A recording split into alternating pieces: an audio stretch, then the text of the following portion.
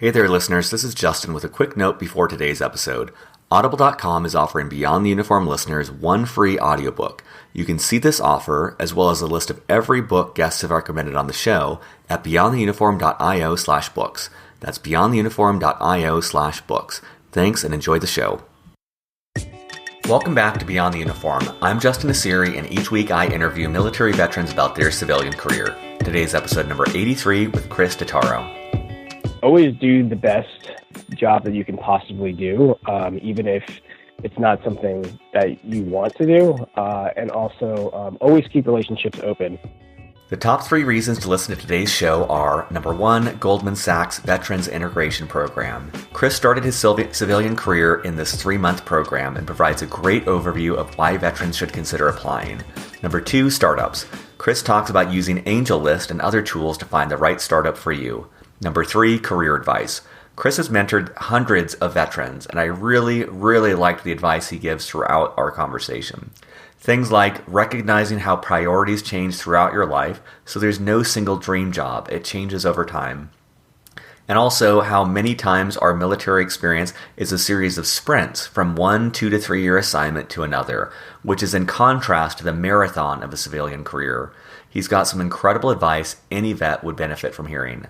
As always, at beyondtheuniform.io, you'll find show notes with links to all the resources we discuss, as well as ebooks, a directory of resources, and more. So with that, let's dive in to my interview with Chris Dattaro. Joining me today in Washington, D.C. is Chris Dattaro. Chris, welcome to Beyond the Uniform. Thanks, Justin. Appreciate you having me. So for listeners, quick background on Chris. He is an operations manager at Lyft in Washington, D.C. He started out at the Naval Academy, after which he served as a surface warfare officer for 5 years. After departing the Navy, Chris participated in the Goldman Sachs 3-month Veterans Integration Program before joining FBR, which is an investment bank, in an institutional equity sales role. He briefly worked at Trustify as the director of recruiting before joining Lyft.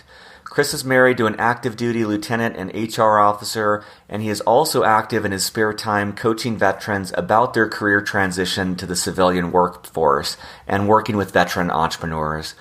So Chris, I always like to start out by asking at what point you knew you were going to leave the Navy and how you approached that decision. Yeah, so I left the Navy a little earlier than I thought. Coming out of the Academy, I thought I'd do longer than 5 years, but I did a year and a half on a ship, and then I went to Buds, and I left Buds after Hell Week. And once I left Buds, I kind of had to decide if there was another warfare community that I wanted to contribute to, that I could see myself staying in and growing and adding value to on a long-term basis. And when I did some reflection and asking around, decided that wasn't the case. I decided that the best course of action would be to get out, because there was no really no delaying the inevitable. And what was that first job search like? I'm curious what the experience was like, and also what drew you to that 3-month program at Goldman Sachs. Yeah. So, excuse me. So my job search was made a little more difficult by the fact that my wife was and still is active duty, and she was going to be stationed in Washington, D.C. So it was for me. I had to determine what I want to do, because I didn't know what I wanted to do, and I knew that it had to be in the D.C. area. So I'd always kind of have an interest in finance. I was an economics major, and finance was always interesting to me. And I thought that having a basis in finance can be applicable to kind of any vertical or job industry. And so that's what I determined that I wanted my focus to be. And a former lacrosse teammate of mine introduced me to the Veterans Integration Program at Goldman, went through the interview process, was lucky enough to be selected. And then went through the program, and that was that. And I've heard great things about the program, but I don't think I've had anyone on the show yet who's been through that. So could you give like an overview of what the Goldman Sachs Veterans Integration Program is like, and any advice for a vet who's considering applying to it? Sure. It's, in my opinion, one of the best things that you can do when you get out. Especially if you have an interest in finance, even if you don't, Goldman Sachs is just, it's a great institution. They have a very strong veterans network. It's a very strong brand. So even if you do not stay full time, like I didn't, having it on your resume and building that network is very valuable.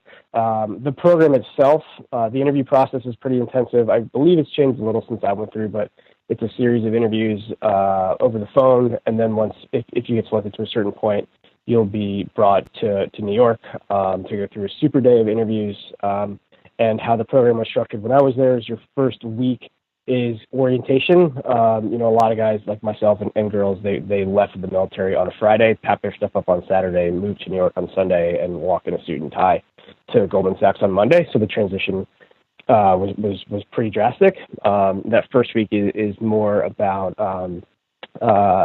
just getting integrated and meeting some very high level people at the bank, and they put us through a quick crash course in Excel. And then the last 8 or 9 weeks, you're assigned to a specific team, and it's a kind of a two-way job interview. You live that life and decide if that's what's interesting to you, and the team decides if they want to offer you a full-time offer. What was the team you were assigned to, and what was kind of the basic lay of the land in terms of the types of teams that there were? So I was assigned to a team called U.S. Institutional Distribution, and they were under the investment management division, and their main focus was selling Goldman products and strategies to very large pension plans. You think of like Ford Motor Company or municipal governments who have very large requirements for retirement for their employees.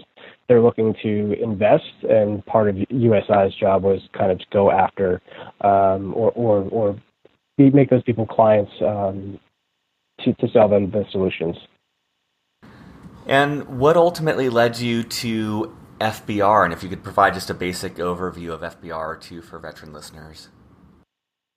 Sure. So FBR was one of the only full-service investment banks in the DC area, and I knew that I had enjoyed my time in Goldman, and although I was offered a couple opportunities to stay with the firm full-time, I couldn't take them because I had to move back to DC. And so I started doing research a couple weeks before the internship ended, and found FBR, and luckily they were looking for an associate on their institutional sales team. And honestly, I did what most job seekers will tell you not to do, and that's just put a cover letter and a resume into an online job posting. And a couple days after I put it in there, I got a phone call, and interviews worked out, and that's where I made kind of my full-time transition.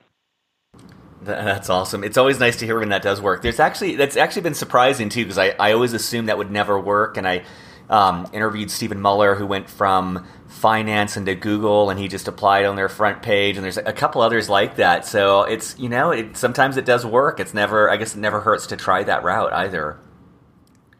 Yeah, I mean, I think a lot of it's timing. Now being in a position where I do hire people, I have a much better idea of how that hiring process works. And their companies are scouring, if they need to fill a position and they need to fill it quickly, they are looking at all the applications that come through. And if you fit what they're looking for, they'll reach out to the hiring manager and say, hey, I found this resume. They applied. Are you interested in me setting up an initial screen? So at first, I thought it was just kind of a shot in the dark, but now having a better understanding of how the whole process works, I understand that it's a lot more about timing. And if it's the right time and you have the right requirements, then you'll probably get at least an initial screen. That's great. I know a lot of veterans who listen are interested in finance, and so I was curious to dig in a little bit to your role as an institution's equity sales representative and how you would describe the role, but also just a picture of that day-to-day life and what it was actually like in that role. Sure. So I was an associate under some senior brokers, and when you think about the role, investment banks do a lot of different things. They have research analysts whose whole job is to know everything about 6, 7, 8, 9 companies, from their financials to their what's going on in the company. They have relationships with they're the CFOs, the CEOs of the companies that they cover. So one aspect of what an institutional sales representative does is provide access to those research analysts. You think of buy-side finance, such as private equity or money managers, hedge funds. Those guys are making investment decisions, and they want to talk to the smartest people in the room about those companies that they want to invest in. And so they part of what an institutional sales rep is provides access to research reports or to those analysts directly. That's one aspect of it. Also bringing companies public. If a company wants to raise equity or debt capital, the investment bankers get the deal, they structure the deal, then they turn it over to the sales guys. The sales guys take the deals to again the same clients and say, hey, we're bringing company XYZ public, or we're raising debt financing. This is why you should invest. Can I set up a meeting with their CEO? We're going to take these guys on what's called a road trip to all investors, to investors in certain cities. And so you set up meetings for them to meet companies that want to raise capital or raise debt financing. And then there's also, the standard trading. So companies want to buy and sell stocks. So we have relationships with the traders, interbanks as well. So you kind of got your hands in a lot of different things, which made it interesting. You're kind of thrown into the fire, and you have to learn a lot in a very short period of time. The day-to-day can be kind of a grind. I was at my desk every day between 6 and 6:30 because we had a meeting at 7 to talk about all of our research reports that we were going to discuss that day, and then you're there well after the market ends. So that you can set up the next day's meetings, or that so you can do client relationship management, or there's a lot of going out and meeting clients, and so it can be like 12-day, 14, 15-hour days are the normal. Yeah, it definitely has the reputation for being a really rigorous life. But I guess it's like the flip side of the coin, where it's an extremely intense. It sounds like an extremely intense lifestyle, but I imagine in that, just over a year that you were there, you just learn a tremendous amount of information because you're spending so much time. You're just immersed in this role. I imagine it hones a lot of skills really quickly.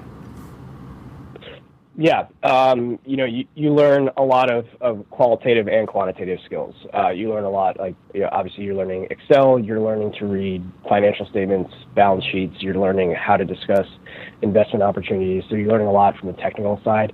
You're also learning a lot, the military, we don't really do a lot of client relationship management. We do to an extent, but you're not going out and trying to generate new business. You're not really, servicing existing clients. So you learn some of the qualitative skills as well. And coming from the military, if the military is all you've ever done, the concept of a P&L, a profit and loss statement, is kind of foreign, right? There's always a budget in the military, and so seeing how capital is raised and how companies form and how these decisions are made and how investors think and all these things are kind of invaluable things to learn about how the world kind of actually works. Mm. And I want to dig into Lyft and also your work mentoring veterans, but I just wanted to pause briefly on Trustify to learn whatever you'd want listeners to know about what brought you there, the sort of work you did there, and what that experience was like. Sure. So I did the financing. I guess it was 15 months, 16 months, most of my transition, and I liked it and I learned a lot. But I also liked that during the time that I was at FBR, I had my first kid, and so I was going to work before she woke up, and I was coming home a lot of times after she went to sleep, and that wasn't really the lifestyle that I was looking for. Also, I thought finance was a little more transactional than what I wanted. I wanted to really see kind of the other side of the table, what I was doing, and how these companies grow, and what is it like to build a business from scratch. And so I found Trustify through a mutual friend, and I thought what was pitched to me was a pretty interesting opportunity. It turns out, and this is a great lesson learned, it turns out that I think you always have to take risks in your career. If you're not super satisfied or fulfilled, or you think there's something else that you want to do, 100% go for it. on the same token, risks are by definition risky, and I didn't do enough homework into what the company was going to be about. So it was a very short stint for me. It was a lot of great lessons learned for me in terms of, what is it that I really wanted to do, and who are the people I want to surround myself with. But I wouldn't change anything, because I don't think if I went to Trustify, I would have landed at Lyft, and it's been a terrific experience. So how did that come about? How did you find the opportunity at Lyft and make your way there? Yeah, so one of the things that I would harp on is always do the best job that you can possibly do, even if it's not something that you want to do, and also always keep relationships open. One of the guys that I worked with at Goldman, his classmate in college got hired as the general manager of the DC region for Lyft, and my current boss, Steve, asked this guy, Mike, if he knew anyone who would be a good candidate for the ops manager role for the DC region. And Mike gave Steve my name. So that's how I got introduced to Lyft and through Steve. And I think it really hammered home two things to me. And one is it doesn't matter if what you're doing, if you do the best possible job that you can do, good things will come of it. And two, never underestimate the relationship that you have, even if you don't think you're going to stay in a certain situation. Don't burn bridges and treat people with respect, because more often than not, doors can open for you if you treat people the right way. Man, I love that. I love the way you put that, and I think that's so true. I just finished a book called So Good They Can't Ignore You, and I like it so much. I'm having the author Cal Newport on the show in a couple of weeks, and the premise of the book is that follow your passion is horrible advice. It leads to a lot of job dissatisfaction and false expectations, and puts a lot of pressure on people to find, similar to finding the perfect spouse. It kind of sets this unrealistic expectation. But one of my takeaways from this book is exactly what you said, which is the formula is, no matter what job you're in, just do your absolute best. Refine whatever skills you can, learn whatever you can, grow as much as you can. And it's this attitude of rather than what can the world do for me with this perfect job, it's more of what can I do for other people. And I love that thought, whether someone's in the military or out, or even if they know they're not going to be in that job, still, look for that next opportunity, but just knock out of the park everything you're given, even if you hate it. Because I think that's the only surefire lesson that I know of how to succeed, because that gains attention and that leads to more opportunities. And it sounds like that was the case for you as well. 100%. And you never know what skills that you're developing will come into play. I never thought I would be the operations manager at Lyft a couple of years outside of my transition. But with Trustify, what I was doing, I thought it would be more of a business development role. But what I ended up doing as recruiting director was really bringing private investigators into our network. And what that helped me is I had to become very familiar with regulations from 50 different states very quickly. I had to understand what it's like to manage 1099 independent contractors that aren't your employees and don't have to do what you tell them to do. And a lot of those skills are a lot of what I do at Lyft. All of our drivers are independent contractors, and they're not employees. So managing independent contractors versus managing employees is a totally different experience. You manage someone in the military, and they have to do what you tell them to do, whether they want to or not. You manage a 1099 a very different way. So even if the job you're doing isn't exactly the one you want to be doing, I always encourage everyone to, like I said, do the best you can and learn, suck everything dry that you can from the opportunity that you're in, because you just don't know what's going to happen down the road.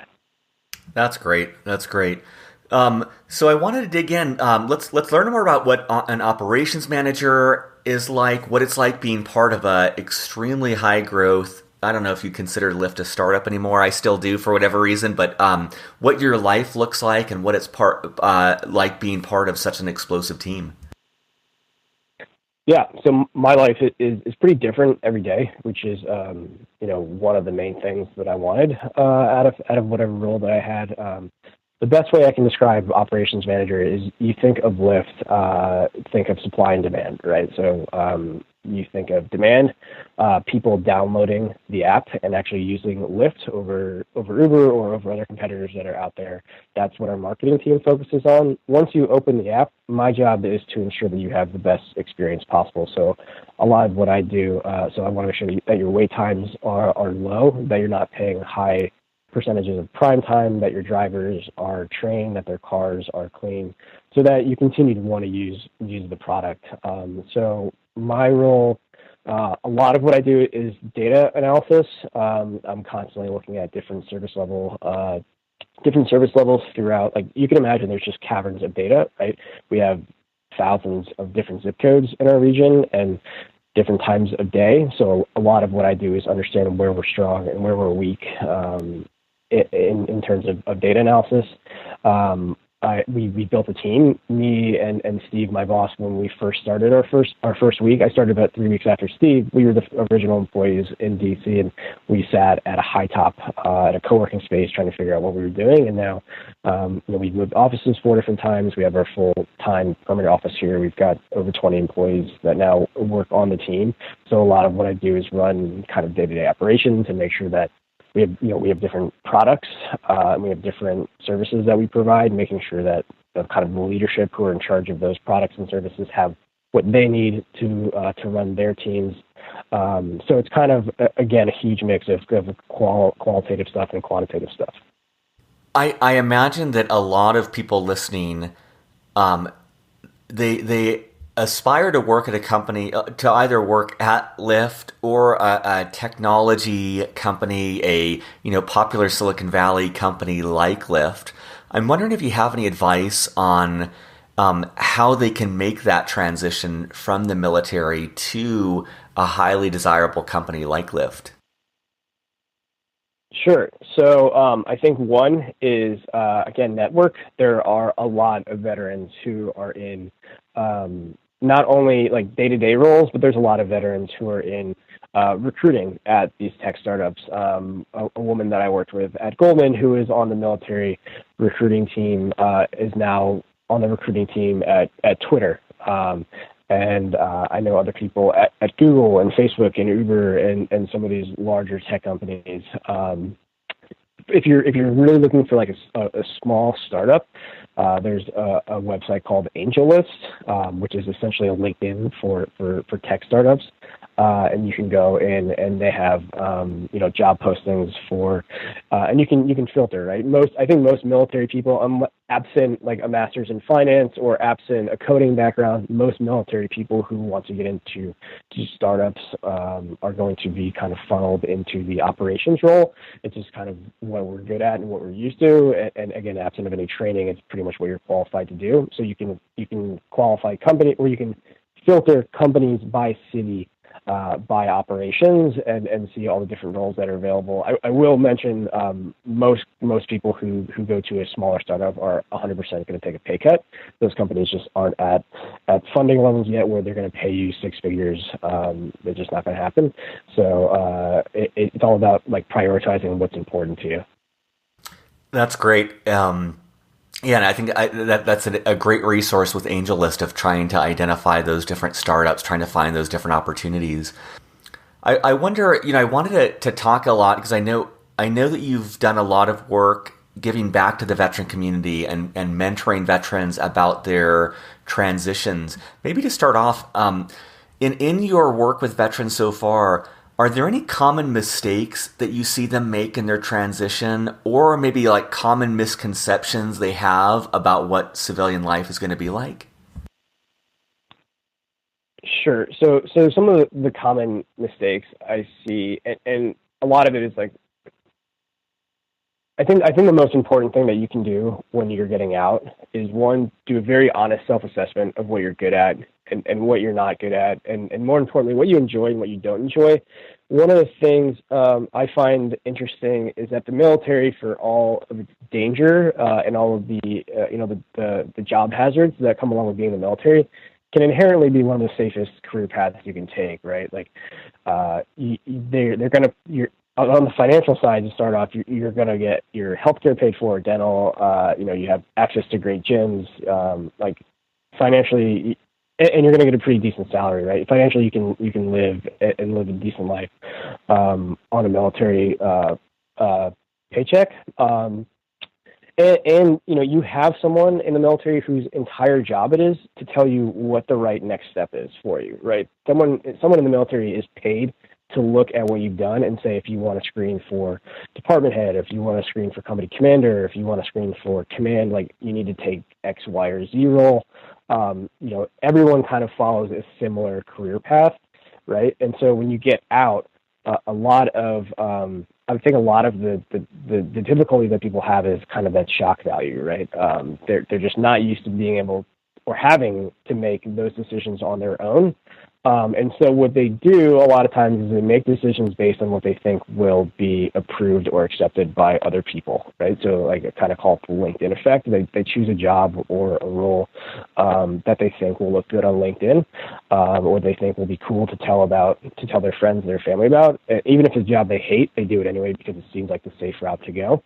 And so that's probably one of the biggest mistakes that I see. I also think a lot of people, one of the big mistakes is like a lot of us feel alone when you do it, right? Like transitioning can be a very lonely experience. You feel a lot of times like you're the only one going through it, when really like transition is a part of life. The only thing constant is change. Everybody transitions, not just in the military, but everybody transitions constantly. In the military, whether you're doing 5 years or 35 years, you're going to hang up the uniform at some point. And so like, don't try to go it alone.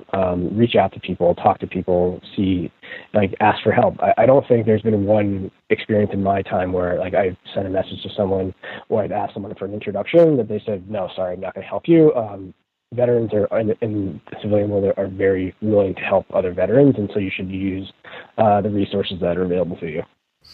Yeah, I love that. I mean, I totally agree that it seems like that first change is really daunting, or it was for me, transitioning from the military, and definitely agree with you on the loneliness and kind of a little bit of sense of isolation once the exhilaration wore off. And I agree with you too that that's the first of constant changes, that nothing is set, nothing is certain, and it's just a constant state of flux. And it's what's that quote? There's that great quote where it's like it's not learning to like change the waves, it's learning to surf. And I think it's so true of like just realizing that all of this change is so constant, so inevitable. You can't fight that, but you can learn to better ride those waves, better anticipate those changes, and kind of go with the punches rather than just trying to fight it. So I think that's really sound advice. Yeah, and just understand that this is a marathon and not a sprint. Like the military is a series of sprints. You're going to be at somewhere for 2 years or 3 years. Your start date, your end date, and even like at like almost always, even if you're just a year or a year and a half into your current job, someone's going to tell you, hey, you need to start looking at the next thing. It's hard to make that transition to the real world where like it's a marathon, right? Like this is like it's conceivably you're going to be working, unless you do very well, you're going to be working for the next 30, 40 years perhaps. And so I think for me, what I had trouble with is I thought like I should know what I want to do right away, and I should be very good at that right away. And 9 times out of 10, that's just not the case. Life and this transition process is all about figuring out, almost more importantly, what you don't want to do, and then kind of bracketing like, okay, this is what's important to me. Really understand what your priorities are. I talk to a lot of people who are like, I'm getting out because I never see my kids, and I ask them what they want to do, and they say I want to be an investment banker, and I'm just like, that's not going to work, right? You're going to be, if you want to see your kids, you shouldn't go into investment banking because you're going to be gone a lot, and you're probably only going to see your kids on the weekends. And so I think really understanding what your priorities are and understanding that, you're going to have to pick and choose. There are very few people who get like the quality of life they want, the pay they want, the location they want, the job they want, the title they want. Like there's very few people who get all of those things, all of those box checked. So you have to decide like which ones do I want to put in priority order, and then go after opportunities that will fill those priorities. That's great. I don't think I ever put together that comparison that my experience when in the military was a series of sprints. Like you have a series of short assignments, and you're figuring out the role, you're sprinting towards the finish, and then you're moving on to the next one. And it does seem like my experience on the other side has been much more of a marathon. It is about developing and honing skills. It is about doing the deeper dive. It is about building a lot more depth, at least for me, than in the military. So I think that's an interesting observation. And I wholeheartedly echo what you say about, it's so much less daunting to start figuring out what you don't want to do rather than what you do want to do. And at Stanford, my favorite, this career counselor there had just talked about, that's exactly what he said. And he said, just start slamming those doors shut, like celebrate when you realize this is the lifestyle I want, and that's in conflict with investment banking. So great, I can close that door, and now there's everything else that I can consider. And I found that much more easily accessible than the thought of trying to figure out right away what I wanted to do. And I think that for a lot of people, that's a process of a career as well, where you might do, it seems like from your story, you started out in finance, you found aspects of that you liked. I imagine there's aspects you didn't like, and that led you to the next opportunity. And that lily pad of going from one thing to the next, that's part of what this is, rather than just trying to figure it out right out of the starting gates, which I don't think is really achievable for most people. Yeah, and even if you find that perfect job, right? Like that's it's not going to stay that way. Your priorities in life are going to change. You're either going to, if you're single, you may get married, you may have kids, you may not. Your priorities are going to change as you get older and as you progress. And some points of your life, your career will be very important to you. And some points you're like, I just want something that'll pay the bills because I have a very finite amount of time where my daughter is a year and a half or 2 years old, and she actually wants to hang out with me. So I want to make sure that I can spend dinner and bath time with her, and that I can help get her ready for school in the morning. And then when for me personally, at least when kids are a little older, and then maybe like wanting to take on a role that has a much higher time commitment, it will be something that's more attractive. The one thing that I really value about my current role is that it's flexible. I work very long hours, but I can do a lot of my job from a computer. And so I can be flexible, and so I can have a role that I find to be rewarding. And I can also be a present husband and father as well. That's great. Yeah, I really appreciate your saying that too, where that's so true too. Like we are constantly changing. And so even that myth of the perfect job, it's like, yeah, you may find the perfect job for your 27-year-old self, but I'm betting money that that's not going to be the perfect job for your 35-year-old self or your 45-year-old self. And so, and I like that, I like that you point out that aspect with your current role where it's not like there is a significant amount of work, but being able to have a little bit more autonomy around when you do that work, where you do that work, and how you do that work, I can imagine that's pretty fulfilling. Yeah, absolutely. I mean, I've been up till 11 o'clock or midnight this week because we have the inauguration coming to DC next week. So as you can imagine, that's a huge undertaking. But I leave the office at 5:30 so I can be home by 6 to give my daughter dinner and give her a bath, and then when she goes to bed at 8, I open up the laptop and I start working for another couple hours. So even though I do work a lot, I found a company and a role that allows me the flexibility to, as I say, contribute value and not contribute time. I always love to ask about resources, and this is a little bit selfish for myself, but I think also for listeners. I'm just wondering if there's any books or podcasts or programs or websites, anything that a listener could take advantage of today that you've found helpful in your life or in your career that you would recommend to listeners. Sure. So I think your best resources, honestly, are the people who have gone before you. At least for me personally, I've talked to hundreds of people who have gotten out of the military, and hearing all of the stories was very helpful to me. A book that I do really like that I always recommend is In Transition. It's from the Harvard Business School Club of New York's Career Management Seminar. It's an older book. It was published, I think, in the early 90s, but it's pretty fantastic in talking about how do you want to evaluate what's going to be most satisfying to you and really understanding what you want out of your career. And so I think like that is a book. It's called In Transition. And this book I think has a lot of things that are applicable to people, to guys and girls getting out of the military, but it was written for like managers of normal companies. So there's a lot of similarities I think that veterans will find, specifically for veterans who are looking to get into tech. I would look at, there's a company called Vet Tech Trek. I think they just recently transitioned their business model, but what they were doing was transitioning veterans to tech startup companies to kind of see what it was like. And I know that the companies were telling the guys who were running it that they had certain job opportunities that were available.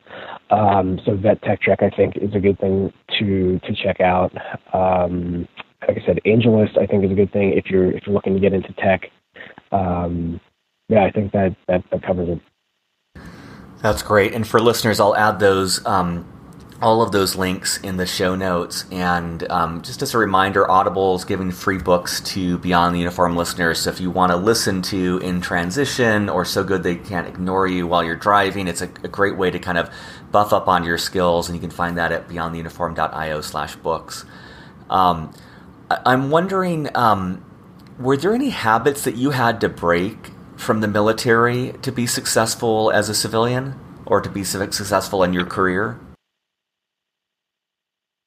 Sure. So I think breaking that habit of everything needs to be a sprint was something that I'm still working on. I think I think one thing that everyone should remember is it's never over.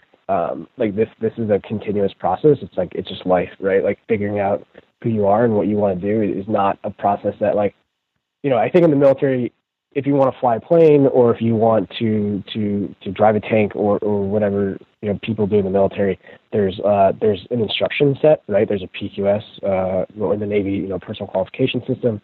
There are checklists that you have to hit, and so it's pretty structured. And when you get out, obviously if you go back into the government, which is familiar, then this advice is a little less applicable. But you're constantly learning. And so for me, having to break that model of where's the playbook, where's the checklist, let's get this done as fast as possible so we can move on to the next thing, was something that I had to break and that I still work on, every day. So that's probably the biggest habit that I had to break. The other thing I'll say is that the civilian workforce is just different, right? Depending on what you do in the military, there can be kind of a locker room feel about what you're doing. Most jobs in the civilian workforce are just not that way. So you kind of have to change how you talk to people. You have to change how you present. If you're giving a presentation, you kind of have to change how you present. I think you have to be much more understanding of kind of tact and executive presence in the civilian workforce than you do a lot of times in the military. So I think those are probably the two main things that I would touch on. That's so funny, man. It's I definitely agree with that, and it's. I think most people, and myself included, you think of the military and you think of very buttoned up, you think very well presented, which it is. And when I do think back to a lot of my time on watch and my time, the bulk of my time in the military, It was that more kind of a locker room feel and, a camaraderie and a relation and just teamwork that's, very much essential. And I can see how that is kind of antithetical to a lot of the interactions in my experience on the civilian side, where you are a little bit more buttoned up in those interactions where yes, it's cordial, but there's a certain level of professionalism in those interactions that seems like a shift. And I hadn't thought about that before. I think that's really interesting.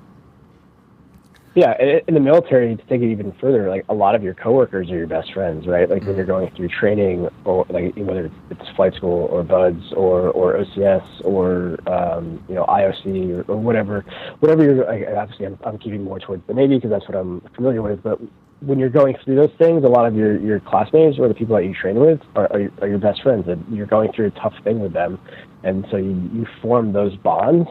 that a lot of times you just don't form in the civilian world. A lot of times, like, people are there to do a job, and they don't want to be friends with you because they want to go home to their family, or they have friends, or like they're very aware of their reputation and how they're perceived in the civilian world, and so they don't want to mix kind of business with friendship. So that's a huge shift as well. I know some of my closest friends, and all of the people who were in my wedding were mostly military guys, and I think that's just a lot different when you get into the civilian world. That's great. I'm wondering about failure. I think that it's something that fascinates me lately. I just think that so much of the juice of what we learn comes from the mistakes that we make. And I'm also cognizant that for I think a lot of people in the military, mistakes are very, very much avoided because the consequences are so high. And yet on the other side, once you get out, mistakes are much more commonplace and really where a lot of growth occurs. And so I'm wondering if there's any mistake that sticks out to you since you've left the military that you experienced and kind of what you learned from that. Yeah, that's a good question. I definitely agree with you. I think you learn the most from bad experiences. It's kind of like you touch the stove and it's hot. You don't want to touch that stove again. I remember a great quote from school that our gunny told me is you learn a lot from your good leaders and you learn even more from your bad leaders, right? Yeah. And so I think I'm personally a huge fan of making mistakes. I make them every day and all the time, and I think like it's not a negative experience as long as you learn from it and as long as you like continue to grow. I think my biggest mistake was probably not doing enough research when I left finance into the type of company that I wanted to join. I think I was just I kind of had blinders on in terms of like the opportunity sounded too good to be true, and in fact it was. And so like coming from the military, I just took people's word at value, right? Like if you said you did something, or you said you went to school somewhere, or you said like this is what we're going to do, that's just what I assumed was the gospel, because that's how people operate in the military. For the most part, people are very honest. They're very transparent. They're like, if somebody says they're going to do something, or they did something, or they envision you doing this or something like that, that's the truth. I think for me, it was a great lesson learned in that, like, you don't have to be skeptical of everyone you meet, but you should follow your gut, and you should do, like, these are life-changing decisions for you if you're gonna make career jumps, and you should do as much research as you possibly can before you make that leap of faith. Yeah, that's great, man. It makes me think too. I just feel like that dose of skepticism. I'm wondering now, like, if I feel like I would have been a better officer had I had more of that when I was in the Navy, that healthy sense of skepticism, of just kind of looking at things from different angles.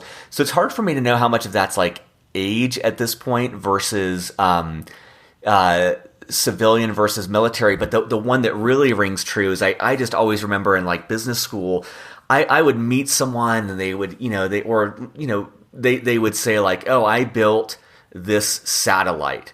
And I was like, holy shit, this person built the satellite. And then you dig in deeper and you're like, oh, they were part of a 300-person team responsible for the software, part of this 5,000. It's just like, it was such a different, and I viewed it at first as dishonest, and it's just a different language. But like, I know for me, I would never say like, I was like, responsible for launching a missile. It's like, no, I was part of a 50-person team that launched missiles. It was just different, a different way of speaking. And so that skepticism, I think, is helpful of like, and I've done that same thing so many times too, where someone just says something and I'm like, oh, well, this must be the best company, or they must be the best person. And it's like, no, that's something I need to have, kind of overcome, of just that blind faith in someone's integrity. That's, it may not be an integrity thing as much of just a difference in culture, but it's certainly something I relate to. Yeah, well, and at first you almost take it personally, right? You're like, why is this person lying to me? I don't understand. And then as it continues to happen more and more frequently, you just realize like maybe my expectations need to be adjusted, and maybe like the way I see the world is obviously a combination of my experiences and just kind of my mind works. And so maybe like my experiences have led me to believe that people should act certain ways, and I need to readjust my expectations. But yeah, it is a lot different. I think the big difference is that in the military, you're taught to put others first, and you're taught to selling yourself is something that's pretty looked down upon, right? Like people who kind of brown nose or are overly polite to try to get ahead are kind of looked down upon by their peers. In the civilian world, it can be a lot more kind of dog eat dog, and the way to get ahead is to kind of take credit or wordsmith your accomplishments a little bit. So it's definitely an adjustment period, I think, for when you get out. Yeah, totally agree. I think that I just published an article on task and purpose on that, and just saying in the first 50 interviews I've done on this, that's one of I think that was number 3 on the list, is the difficulty in selling oneself. And it is so counterculture for veterans to, I think that my experience was, you do a lot of selling for, this is my subordinate and he deserves a promotion for this reason, and we sell for other people, or we sell to a team, or we sell a watch bill. But the thought of selling ourselves is whoa, you don't do that, and then getting in an environment where you're competing with people who are really good at it because they've had 5-10 years of experience while we were doing something else. And so just realizing that makes your skin stand up, and trying to change your attitude around it, where you are able to not sell yourself short, and to be honest in a way that talks with confidence about what you've done, and not, it's funny, as I think of the way that I did this, you overcompensate and you oversell, and then you just kind of, it's like this, it's learning this new skill set, just like anything else. But I really appreciate the way that you put that, of just being able to be fair with yourself and be able to sell yourself in a way that benefits you and your family and doesn't put you at a disadvantage.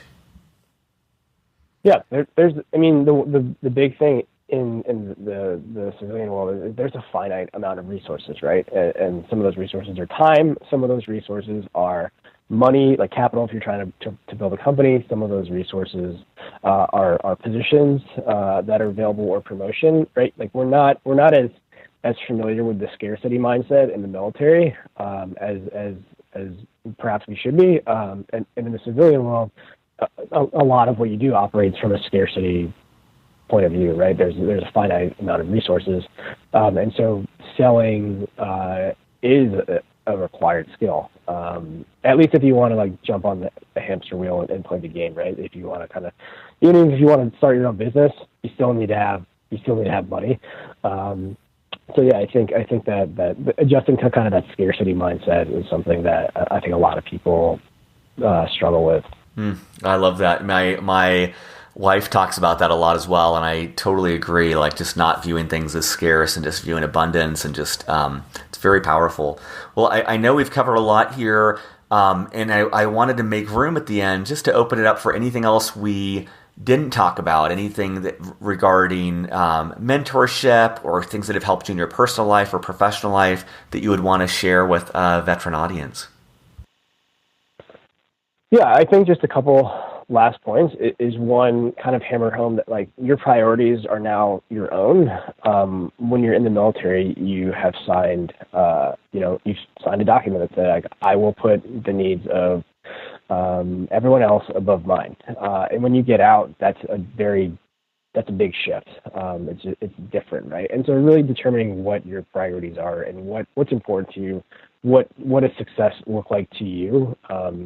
Defining that, I think, is probably the quickest path to making this a successful experience. If you determine that I'm getting out because I want to be with my family and I want to live in a certain area, then and the job is not as important, then that's one route. If you're I'm getting out because the problems that I want to solve are in mergers and acquisitions, and I don't care how long it takes, or I don't care where I live, I want to work in mergers and acquisitions. Just determine what success and what your priorities are. I think that's something that I would want to leave people with, and then just kind of embrace it, right? This whole thing is a journey. Don't look at it as something that's scary and daunting and overwhelming, because if you look at it that way, it will become scary and daunting and overwhelming. Embrace this thing, right? This is something that it's just life. you're gonna transition. And then I guess the final thing that I would say is don't let the military be like who you are. The military is something very noble that you've done, and it was a job that you did that is to be commended. And less than 1% of able-bodied people choose to serve the military in our generation. So you're in a group that's pretty select.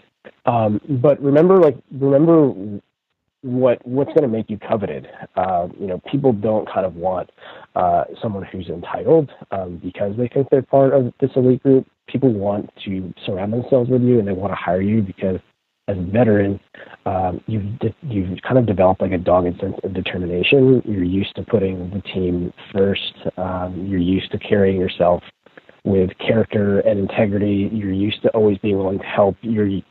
Those are things that have been ingrained in all of us. And so I would just stress, like, don't let the military be your identity, and don't let it be the best thing that you do. Don't be like that like I always use the analogy, don't be like that high school quarterback who like, they come back from high school, and like the first year you see them after high school and they come back to like a party, you're like, hey man, it's good to see you. And then like every year after, they keep putting back to the same parties, and like the kind of the allure wears off. Like, don't let this be the best thing you've ever done. Let it be something great that you've done, and use the skills that you've developed to do other great things in your life. That's awesome. It's like the college football glory days, or high school football, exactly. Or junior high football. Yeah, I agree. It's funny to hear you say that, because I echo what you're saying of like noticing how for a lot of people, especially when they first transition, that's like that is their identity, and so they kind of cling to that even more, and it becomes like everything about who they are.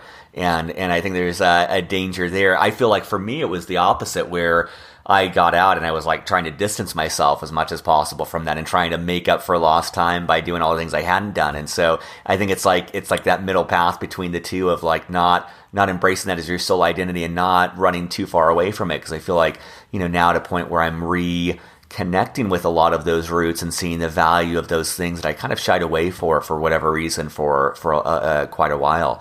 But I think that's fantastic advice. And I just appreciate in our conversation just your transparency in all this, and all the work that you're doing to give back to the veteran community by talking to hundreds of people on top of a really rigorous job and demanding job. And just the advice that you give, I think, is really spot on. So thanks for connecting and sharing all that. Yeah, absolutely. I think the best thing that we can do as veterans is pay it forward. Everyone's going to need help and advice at some point, and I know that I would not be where I am if there wasn't a bunch of people who were willing to jump on a phone call at 9:00 at night after they worked a full day and put their kids to bed and talk to me while I was getting out. So I think like again, going back to kind of serving a purpose greater than yourself, it's hard to find that in the civilian world, but I think, I like you, I kind of tried to distance myself as quickly as possible from the military, and now that I've been out a couple of years, I'm not going, back to the other extreme, but I think, going back to help people and to provide value or advice as I can, something that we should all be doing. Surface.